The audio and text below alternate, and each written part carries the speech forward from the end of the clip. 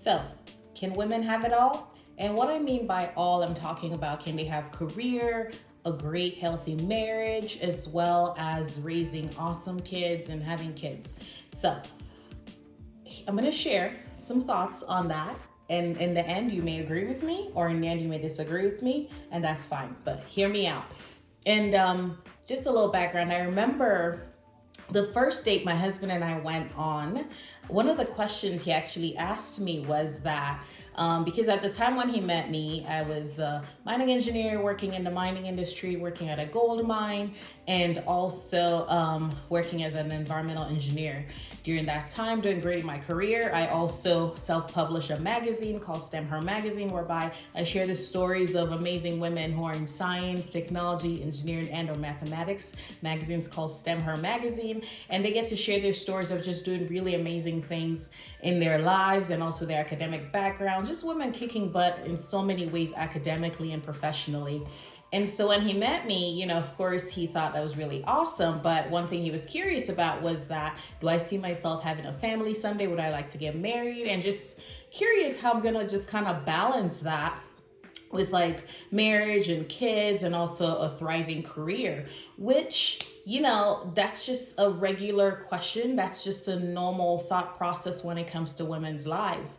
And I remember just responding to him that I'm the type of person, I see life in seasons. And the season where he met me, I was a single woman. So of course I'm thriving in my career and doing all these amazing things and just really single-minded on things that I'm doing. But once I get to that space of marriage or being a mom, I probably may make some different choices when it comes to that season. And so the short answer was yes. I definitely will see myself doing all those things in the future, but I'll definitely have to adjust my mindset on how I'm going to go about approaching that in order to have either having the career or maybe with a marriage and family and how that's going to work well together. And the reason why I gave that answer to him is because that answer was inspired by something I heard from one of my favorite Bible teachers, Priscilla Shirer. And I remember her just, one of her sermons, she was talking about priorities, what that really means. And the priority doesn't mean you have one thing and then you ignore everything else. She mentioned, think of it as having several different boxes. And so a priority is taking one of the boxes, putting it to the forefront of things, and then the other boxes are the back. It doesn't mean you've completely pushed all the boxes aside, ignoring the boxes, but it's just making one box the focus, and then the other boxes are kind of in the background of things, whereby that main box, which is the priority, is in the foreground. And so that's how I've always kind of thought about life when it comes to seasons and priorities. So the first thing, in order to respond to the question, can women have it all? I want us to talk about career and motherhood / parenting. So I believe that privilege comes with sacrifice. And what does that mean exactly? So one example for a privilege that a woman may have is that she can have a thriving career, doing really well. Even after she's had kids, she can still keep kicking butt in her career. But that means that she may have to have a nanny. She may have to put her kids in daycare. She may have to have someone else help out. It could be a family member like a grandma or someone kind of living in with them to help her and her husband in her career, or to just help her out with the kids. So she may have the privilege of continuing her job. However, there's a sacrifice of not spending as much time with the kid, and someone else probably may spend more time with that child. And then there's also the flip side of that, whereby a woman may choose to stay home with her child and just be present from birth and all to a certain age before she may return back to work. But in that meantime that she has a privilege of staying home, that's gonna mean that her career would have to be put on hold, or her education, if in case she wants to get higher education. And so that's what I mean by privilege comes with sacrifice. So with respect to this part of career, motherhood, and parenting, you have to think about, let's just even start from the beginning, postpartum. For instance, I had a C-section, so I need a certain time to just kind of heal and let my body heal, not just even taking care of this new life. I have an 8-month-old. My husband and I have an 8-month-old. And so I had a C-section. My body had to recover, still recovering. And also I have to take care of a child. And some people are not privileged enough to even have long maternity leave.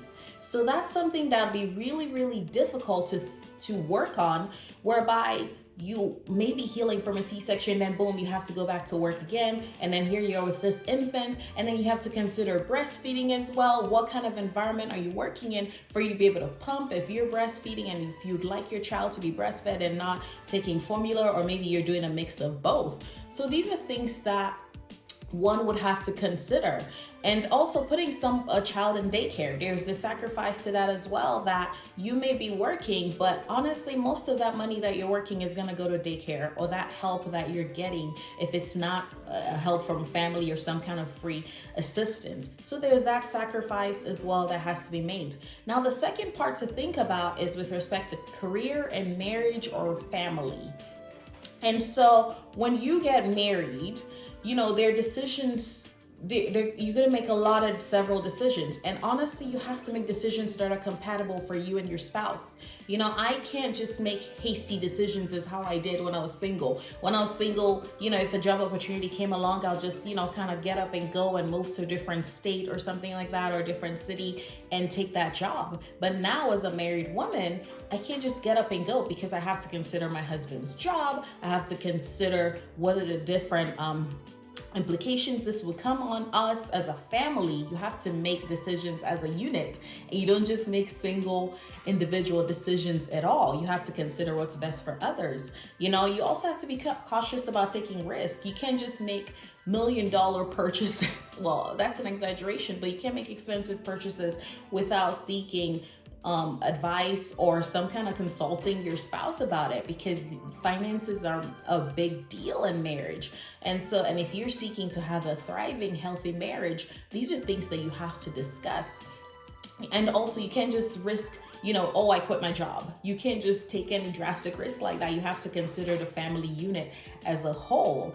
And another thing too, you have to think about is that, as your kids get older, you may have to think, okay, what's the school district like? What kind of educational opportunities do you want your child exposed to? I grew up in a big city where I had a lot of exposure to great career opportunities, and especially with academically, I had a lot of opportunities with that. I was part of a robotics club that my high school offered.